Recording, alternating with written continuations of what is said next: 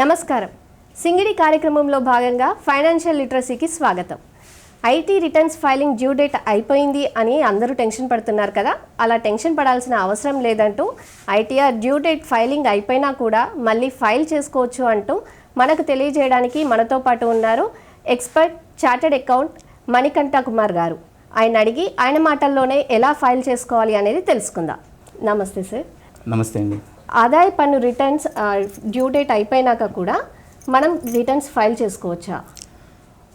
మనకి income tax due date అయిపోయిన తర్వాత కూడా మనకి ఇన్కమ్ ట్యాక్స్ రిటర్న్స్ ఫైల్ చేసుకోవడానికి ఒక 2 మార్గాలు ఉన్నాయండి.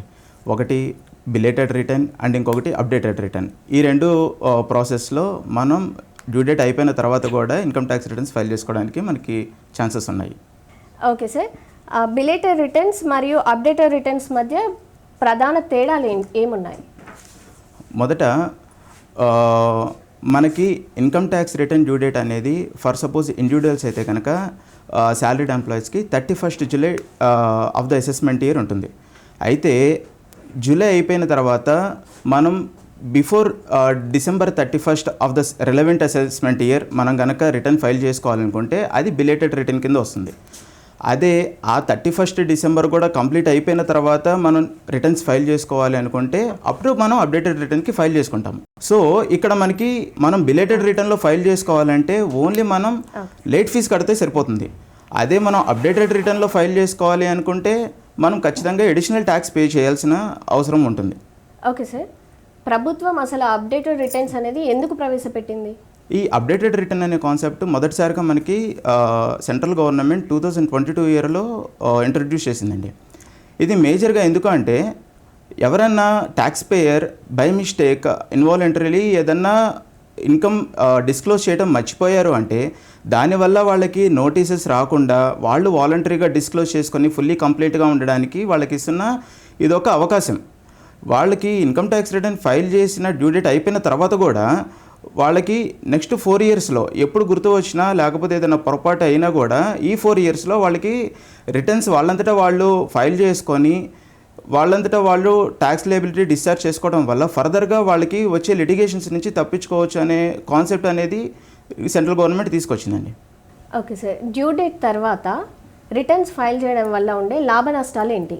ఒకటే అండి, లాభాల ప్రసక్తిలోకి వస్తే డ్యూ డేట్ అయిపోయిన తర్వాతైనా కానీ ఇన్కమ్ ట్యాక్స్ డిస్క్లోజ్ చేసి రిలవెంట్ ట్యాక్సెస్ మనం డిశ్చార్జ్ చేసాము అంటే ఖచ్చితంగా ఇన్కమ్ ట్యాక్స్ ప్రొవిజన్స్ని కంప్లై చేసినట్టు అవుతుంది. అది ఖచ్చితంగా మనకు ఉన్న మెయిన్ అడ్వాంటేజ్. సో దానివల్ల మనకి నోటీసెస్ రావు, తర్వాత లిటిగేషన్స్ అనే మనకి కన్ఫ్యూజన్స్ ఉండవు. సో దీనివల్ల కొన్ని నష్టాలు కూడా ఉంటాయి. మనం డ్యూ డేట్ అయిపోయిన తర్వాత కనుక రిటర్న్స్ ఫైల్ చేయాల్సిన పరిస్థితి వచ్చింది అంటే ఒకవేళ మనకి బిజినెస్లో కానీ లేకపోతే క్యాపిటల్ గెయిన్స్లో కానీ షేర్ మార్కెట్ ట్రేడింగ్లో కానీ ఈ ప్రాసెస్లో మనకి లాసెస్ కనుక ఇంక్ర్ అయ్యాము అంటే డ్యూ డేట్ తర్వాత ఫైల్ చేసుకోవడం వల్ల ఆ లాసెస్ని తర్వాత ఫైనాన్షియల్ ఇయర్కి క్యారీ ఫార్వర్డ్ చేసుకోవడం అనేది సాధ్యం కాదనమాట.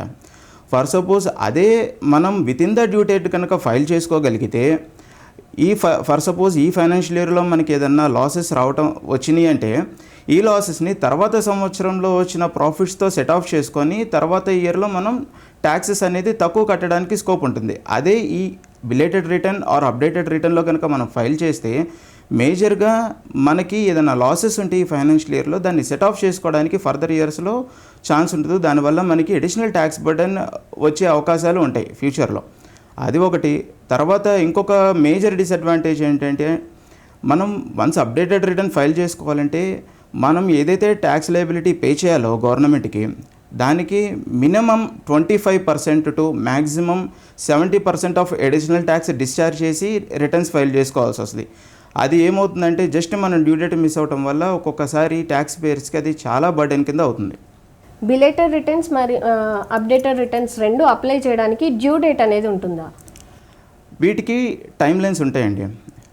మనం వన్స్ ఒరిజినల్ రిటర్న్కి సంబంధించిన డ్యూ డేట్ 31st జూలై అయిపోయిన తర్వాత బిలేటెడ్ రిటర్న్ అయితే 31st December of the same relevant assessment year మనం ఫైల్ చేసుకోవడానికి అవుతుంది. అదే అప్డేటెడ్ రిటర్న్ ఫైల్ చేసుకోవాలి అంటే మనకి గవర్నమెంట్ 4 ఇయర్స్ టైం ఇచ్చిందండి. అంటే from the relevant assessment year నుంచి నెక్స్ట్ 4 ఇయర్స్ మనకి టైం లైన్స్ ఇచ్చింది. అయితే ఇక్కడ మనం ఎన్ని ఇయర్స్ మనం లేటుగా ఫైల్ చేస్తే అంత అడిషనల్ ట్యాక్స్ అనేది పెరుగుతూ వస్తుందండి. అప్డేటెడ్ రిటర్న్స్ ద్వారా మనం రిఫండ్స్ క్లెయిమ్ చేసుకోవచ్చా? ఈ అప్డేటెడ్ రిటర్న్స్ వల్ల మనం రిఫండ్స్ అనేది అప్లై చేసుకోవడానికి సాధ్యం అవుదండి. ఈ అప్డేటెడ్ రిటర్న్ ఏంటంటే ఎప్పుడైతే ఒక ట్యాక్స్ పేయర్కి వాళ్ళు ఏదన్నా ట్రాన్సాక్షన్స్ మిస్ అవ్వటం వల్ల ట్యాక్స్ లయబిలిటీస్ ఏదైతే వచ్చే కేసెస్లో మాత్రమే మనం ఈ అప్డేటెడ్ రిటర్న్ ఫైల్ చేసుకోగలుగుతాం. కానీ రిఫండ్ అప్లై చేసుకోవడానికి కానీ ఆర్ ఆల్రెడీ మనం డిస్క్లోజ్ చేసిన ఇన్కమ్ని మనం తగ్గించుకోవడానికి కానీ ఈ రెండు సందర్భాల్లో మనకి అప్డేటెడ్ రిటర్న్ ఫైల్ చేసుకోవడానికి కుదరదు. ఇది one of the major disadvantages కింద మనం కన్సిడర్ చేసుకోవచ్చు. అప్డేటెడ్ రిటర్న్స్ మనం ఫైల్ చేసేటప్పుడు మనం పాటించాల్సిన ముఖ్యమైన నిబంధనలు, కండిషన్స్ ఉంటాయి కదా, అవి ఏంటి సార్?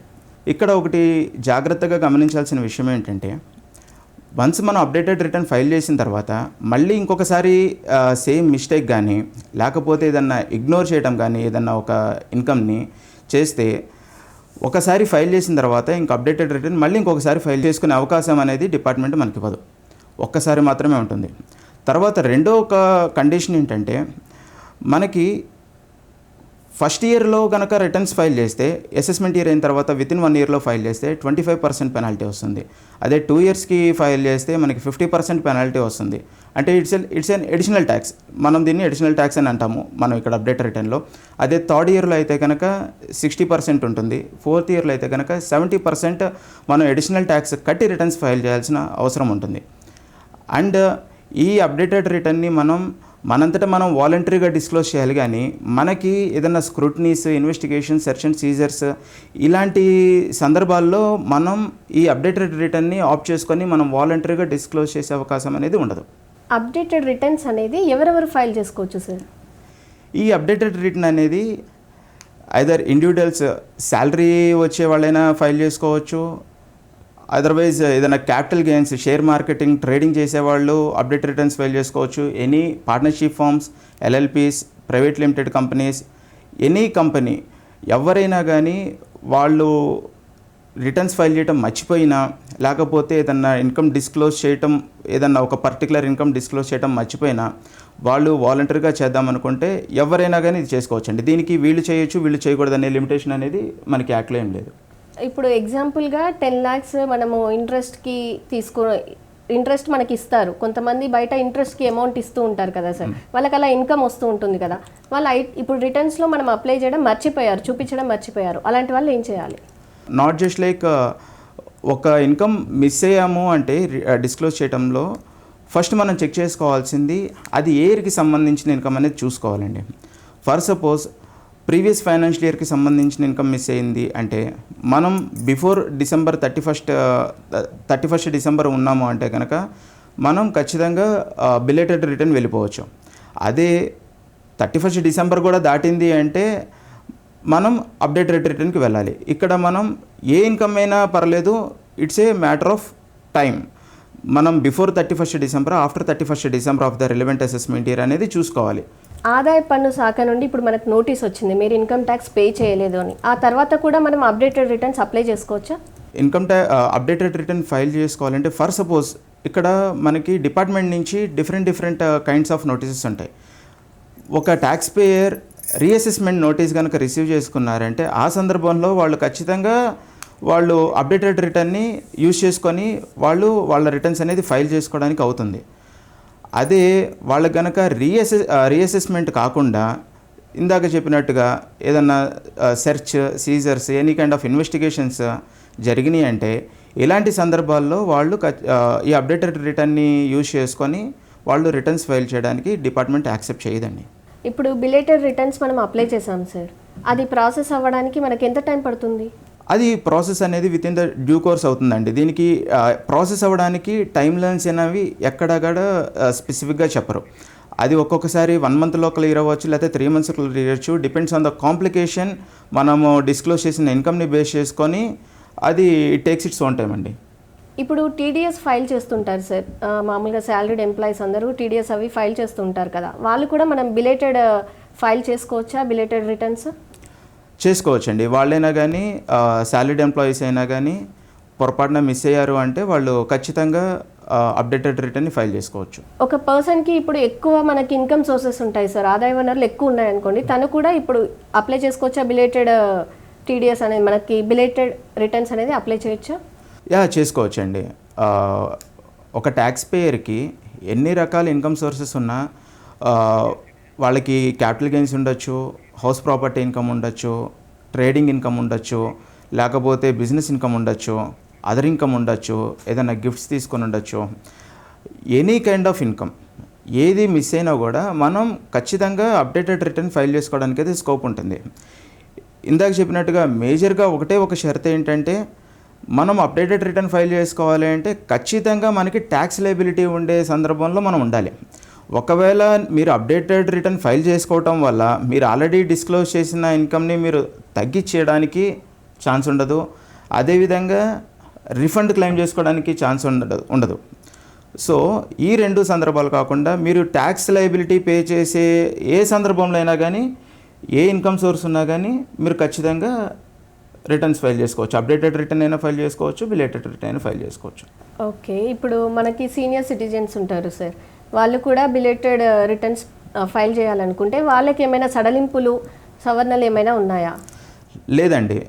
ఇది ఈ అప్డేటెడ్ రిటర్న్ టైం లైన్స్కి కానీ, తర్వాత కండిషన్స్కి కానీ ఎక్కడ కూడా సీనియర్ సిటిజన్స్కి, అదర్ దాన్ సీనియర్ సిటిజన్స్కి ఆర్ మేల్ ఆర్ ఫీమేల్కి ఈ జెండర్ ప్రాసెస్లో కానీ ఎక్కడ కూడా డిఫరెన్సెస్ లేవు. అందరికీ సేమ్ రూల్స్ అండ్ రెగ్యులేషన్స్ అనేది ఉంటాయి. ఓకే, ఇప్పుడు బిలేటెడ్ రిటర్న్స్ అనేది అప్లై చేయాలంటే కంపల్సరీ చార్టెడ్ అకౌంట్ హెల్ప్ ఉండాలా, ఆర్ ఓన్గా అప్లై చేసుకోవచ్చా? ఈ బిలేటెడ్ రిటర్న్స్ కానీ అప్డేటెడ్ రిటర్న్స్ కానీ ఫైల్ చేసుకోవాలంటే I personally suggest chartered accountant help తీసుకోవడం అనేది కంపల్సరీ అండి. ఎందుకంటే ఇక్కడ వన్స్ అప్డేటెడ్ రిటర్న్కి మీరు వెళ్ళారు అంటే మీరు ఎన్ని ఇయర్స్ డిలేగా రిటర్న్స్ ఫైల్ చేస్తున్నారు అనే దాన్ని బట్టి మీ అడిషనల్ ట్యాక్సెస్ అనేది మారుతూ ఉంటుంది. ఇందాక చెప్పినట్టుగా మీరు ఫస్ట్ ఇయర్లో చేశారనుకోండి, ఫస్ట్ ఇయర్ ఒక 1 year లేట్గా ఫైల్ చేస్తారు అంటే జస్ట్ మీకు 25% లయబిలిటీతో బయటకు వచ్చేస్తారు. అంటే అడిషనల్ ట్యాక్స్ మీరు కట్టాల్సిన ట్యాక్సెస్ క్యాలిక్యులేట్ చేసుకోవాలి, ప్రాపర్గా ఇంట్రెస్ట్ క్యాలిక్యులేట్ చేసుకోవాలి. ట్యాక్స్ అండ్ ఇంట్రెస్ట్ రెండు కలిపిన తర్వాత దాని మీద అడిషనల్గా 25% చేసుకోవాలి. 2 years దాటితే 50% ఉంటుంది, 3 years అయితే 60% ఉంటుంది, 4 years అయితే 70% ఉంటుంది.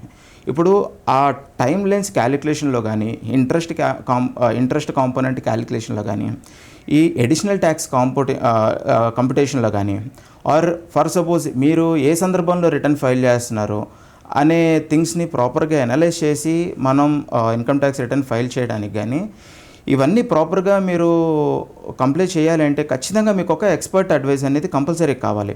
ఇది ఎందుకంటే ఇక్కడ పొరపాటున ఆల్రెడీ ఒక తప్పు జరగడం వల్ల మనం అప్డేటెడ్ రిటర్న్ ఫైల్ చేసే సందర్భంలోకి వచ్చాం. ఇక్కడ ఏ ఒక్క చిన్న తప్పు చేసినా మళ్ళీ తర్వాత మీరు సవరించుకోవడానికి మీకు ఎటువంటి ఛాన్స్ అనేది ఉండదు.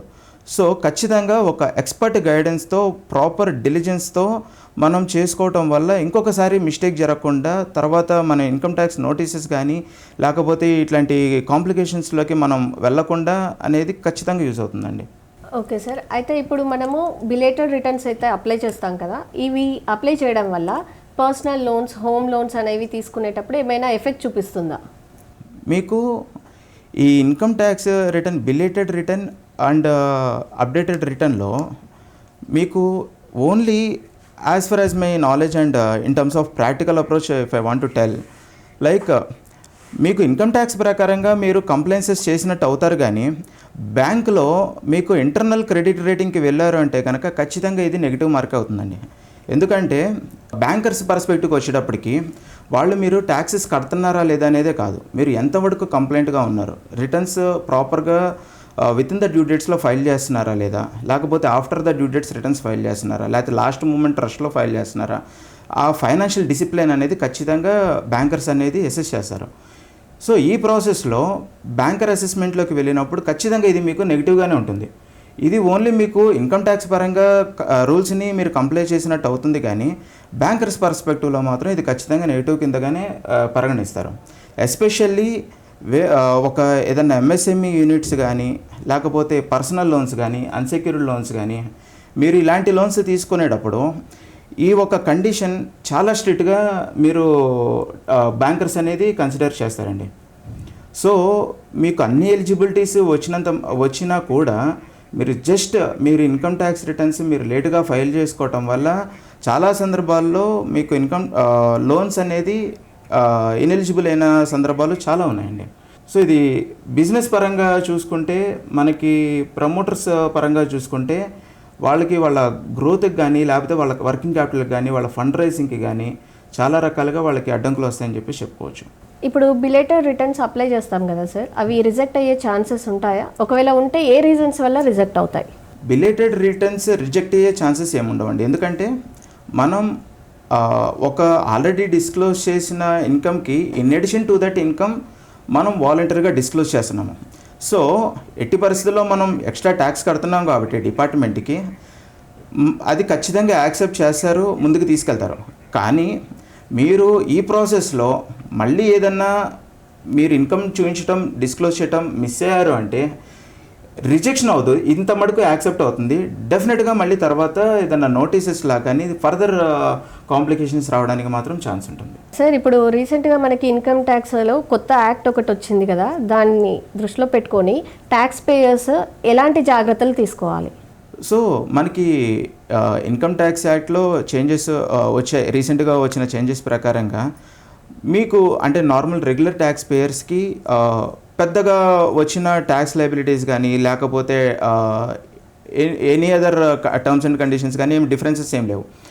సో మీ ఓల్డ్ ట్యాక్స్ రిజిమ్లో కానీ, న్యూ ట్యాక్స్ రిజిమ్లో కానీ, లేకపోతే ఓల్డ్ ఇన్కమ్ ట్యాక్స్ యాక్ట్లో కానీ, న్యూ ఇన్కమ్ ట్యాక్స్లో కానీ ఇదివరకు ఏదైతే సందర్భం ఉందో ఇప్పుడు కూడా అదే సందర్భం అందరికీ అన్ని టైప్స్ ఆఫ్ ఎస్ఎస్సీస్కి ఉంటుంది, ట్యాక్స్ పేయర్స్కి ఉంటుంది.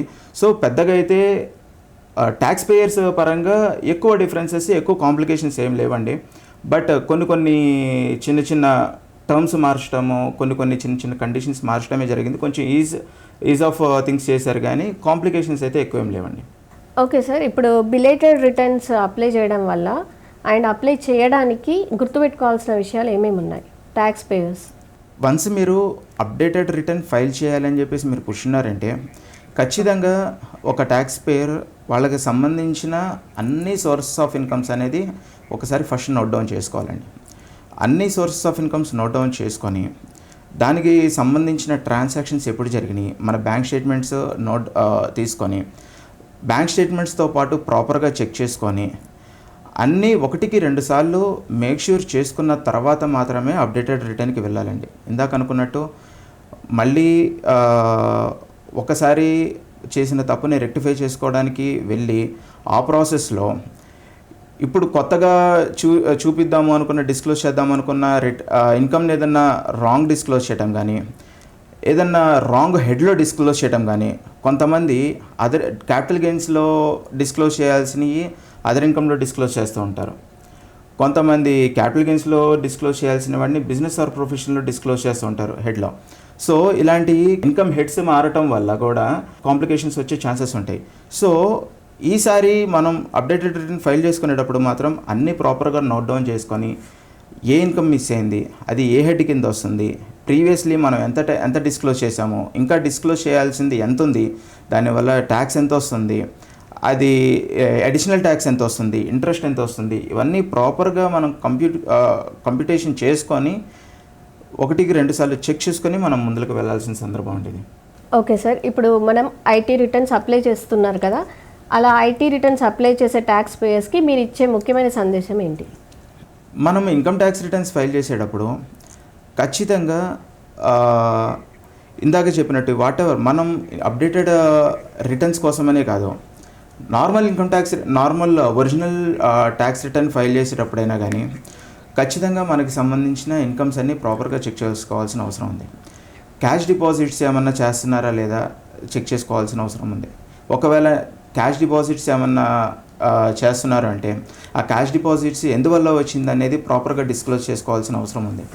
అండ్ కొంతమంది taxpayers especially since last 2 years కొంతమంది క్రిప్టో కరెన్సీస్ ట్రేడింగ్ చేయడం స్టార్ట్ చేశారు.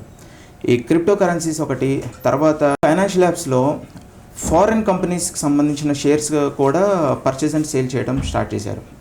సో ఎవరైతే ఈ క్రిప్టో కరెన్సీస్ ట్రేడింగ్ చేస్తున్నారో ఆర్ ఫారెన్ అసెట్స్తో డీల్ చేస్తున్నారో or cash deposits, cash withdrawals చేస్తున్నారో, ఈ 3 సందర్భాల్లో మనం ఫారెన్ అసెట్స్ కానీ క్రిప్టో కరెన్సీస్ కానీ కొన్నాము, ఎప్పుడు అమ్మాము, దానివల్ల వచ్చిన క్యాపిటల్ గెయిన్స్ ఏంటి అనేది ఖచ్చితంగా జాగ్రత్తగా చూసుకొని రిటర్న్స్ ఫైల్ చేసుకోవాల్సిన సందర్భం ఉంది. ఒకవేళ ఇది జనరల్గా ఇప్పుడు దాకా అందరికీ ఒక అజంప్షన్ ఏంటంటే ఇన్కమ్ ట్యాక్స్ రిటర్న్స్ అంటే ఓన్లీ మన business income or salary income or ఏదైనా క్యాపిటల్ గెయిన్స్ ఇంత మటుకే ఉంటుంది. కానీ క్రిప్టోకి సంబంధించిన క్రిప్టో కరెన్సీస్ ఇండియాలో దీనికి వ్యాలిడిటీ ఉందా లేదా, వ్యాలిడిటీ లేదని కొంతమంది అంటారు, వ్యాలిడిటీ ఉందని కొంతమంది అంటారు, లేకపోతే దానివల్ల ట్యాక్స్ కట్టక్కర్లేదు అనుకుంటారు, లేకపోతే క్రిప్టో కరెన్సీస్ వల్ల వచ్చిన డిపార్ట్మెంట్ నోటీసెస్కి వెళ్ళదు అనుకుంటారు, మనం చూపించకపోయినా పర్లేదు అని కొంతమంది అనుకుంటున్నారు. కానీ ఆ ఎజంప్షన్స్ అన్నీ ఖచ్చితంగా రాంగ్ అండి. ఎందుకంటే మీరు even crypto currencies and foreign assets కనుక హోల్డ్ చేశారంటే డిపార్ట్మెంట్కి ఖచ్చితంగా ఇన్ఫర్మేషన్ ఉంటుంది. సో అవి కూడా ఇక్కడ నుంచి రిటర్న్స్ ఫైల్ చేసేటప్పుడు వాటికి సంబంధించిన ఇన్ఫర్మేషన్ కూడా జాగ్రత్తగా గ్యాదర్ చేసుకొని ఇన్కమ్ ట్యాక్స్ రిటర్న్స్లో మనం డిస్క్లోజ్ చేసుకోవాల్సిన అవసరం అండి. డ్యూ డేట్లో మనం ఒకవేళ ఈ ఫిక్స్డ్ అసెట్స్ కానీ మన ఫారెన్ అసెట్స్ కానీ క్రిప్టో కరెన్సీస్ కానీ మనం డిస్క్లోజ్ చేయకపోయి ఉంటే అవి కూడా ఇప్పుడు మీరు అప్డేటెడ్ రిటర్న్ ఫైల్ చేసుకొని మీ అంతటా మీరు వాలంటరీగా డిస్క్లోజ్ చేసుకొని మీరు ఫుల్లీ కంప్లైంట్ ఉండటం వల్ల ఖచ్చితంగా ఫర్దర్ లిటిగేషన్స్ అండ్ కాంప్లికేషన్స్లో నుంచి బయటకు వచ్చే సందర్భం ఉంటుంది. అదర్వైజ్ మళ్ళీ అనవసరంగా కాంప్లికేషన్స్ అనేవి వచ్చే ఛాన్సెస్ ఉంటాయండి. Okay sir, belated returns and updated రిటర్న్స్కి సంబంధించి చాలా మంచి యూస్ఫుల్ అండ్ ఇంపార్టెంట్ సమాచారం మాకు అందించారు. చాలా థ్యాంక్ యూ సార్. నమస్తే. Thank you. నమస్తే. ఇదండి ఈరోజు కార్యక్రమం. మరో కార్యక్రమంతో మళ్ళీ కలుద్దాం.